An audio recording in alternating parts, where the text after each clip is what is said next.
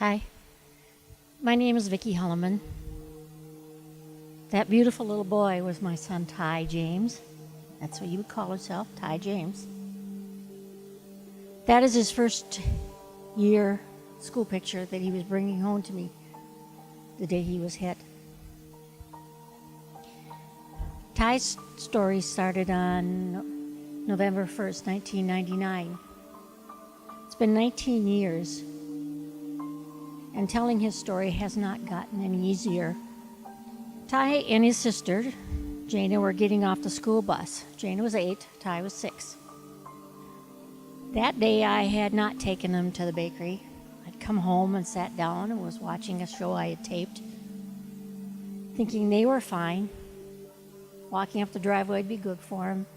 It was a beautiful day, and they got off on our side of the street when they got off the school bus, so they'd be fine.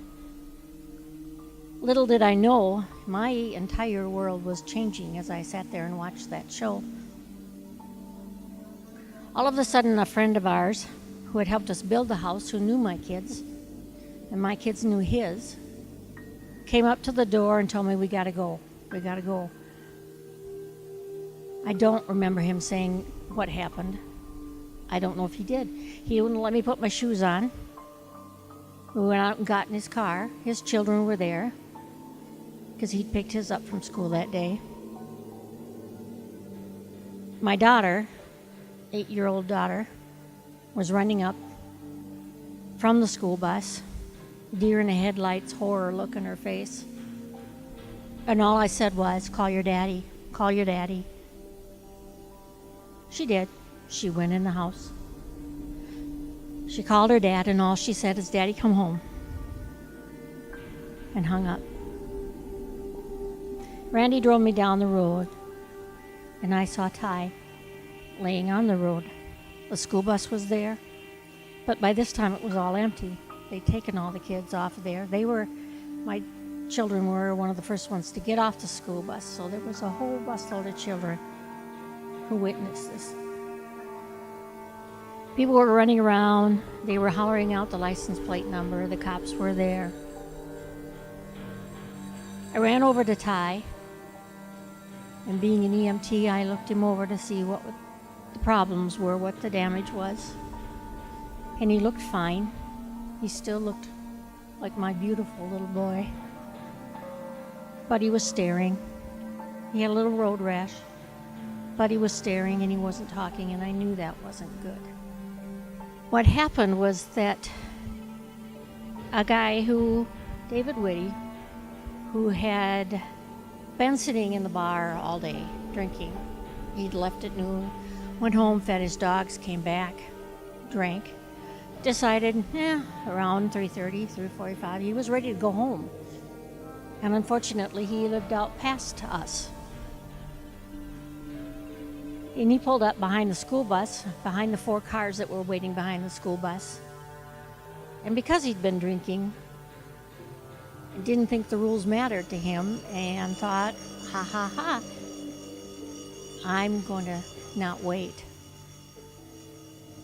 Instead of going around the outside of the school bus, he went on the inside, on the ditch area, on the side of the road, and hit my son as he stepped off the school bus. My daughter, who didn't tell us this until after all the hearings and the trial and everything were over, told us that she heard a noise, she turned around, and she saw her little brother flying through the air.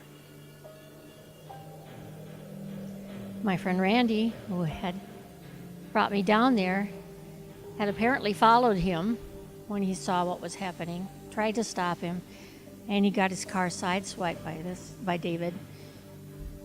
And because he had his children in there, he wasn't going to risk their lives to stop him. And he came back and got me. Eventually, because they had the driver's license, the plate license, they did find him, took him into Barron Hospital, did a blood alcohol, and he was 0.08, which at that time was not considered drunk, but it is now. I was with Ty. I looked at him. There was somebody holding his head for C-spine. There was somebody else praying beside him. The ambulance showed up, the people that I work with. We tried getting him ready. I went and got him the seat collar, and they had the backboard. But I couldn't do any more. I couldn't package him up because he was my little boy. And I got up and left him. And they got him ready. And by that time, Randy had gotten my husband and brought him out. When Ty was laying on the road, he made that sound like you hear on television. That deep breath and a sigh. And he quit breathing. So I had to breathe for him. By that time, my mother, who lived just in front of us, was out there watching me breathe life, try to breathe life into her grandson. And I told her, go up to the house because Jane is all by herself. I hugged my husband, turned around, left, got in the rig, and I went back to the hospital with them, just telling him to breathe, please breathe. We got to the hospital, and they kicked me out of the ER. They wouldn't let me help. And I remember being so surprised because I had grabbed Ty's hand, and he didn't grab mine back. And that just doesn't happen. We sat in the waiting room, and I shook. And I told my husband, I said, I can't live without him. And I truly didn't think I could. Eventually, they came out and they told us that it didn't look good, that no, he wasn't dead, but it didn't look good. And they were going to send him to the hospital in the cities. And he got to take a helicopter ride, which I knew he would love. I just knew he would love it. My folks drove us to the cities. We were met by a minister at the door, and they finally brought us back to Ty. He was hooked up to every hose and everything else. They were breathing for him, and they had IV fluids and watching his heartbeat and everything. And one of the first things they asked us is, if it happens, will you donate organs? And if you'd known that little boy, who was everything I'd wanted in a son, you'd know he would have wanted us to. We sat with him most of the night. They offered to let me see the CT scans of his brain, but I couldn't look at him. When they brought him in, I couldn't look at what had happened to his brain. We sang to him and talked to him and asked him to wake up, and just kept asking him to wake up, to open his little brown eyes. But he wouldn't. He couldn't. The next morning, they did a brain function test, and he was brain dead.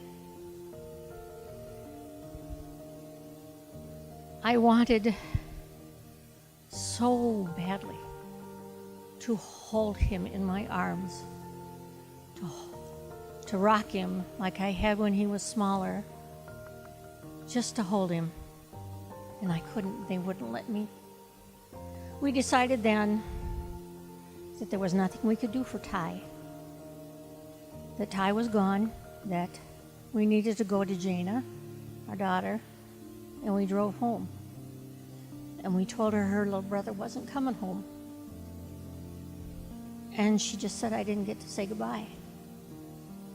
We spent the next year going through court hearings. It took a year. At first he fought it, and then he finally agreed to plead guilty. He didn't apologize, his lawyer did. He was eventually given 20 years in prison. He had to pay court costs.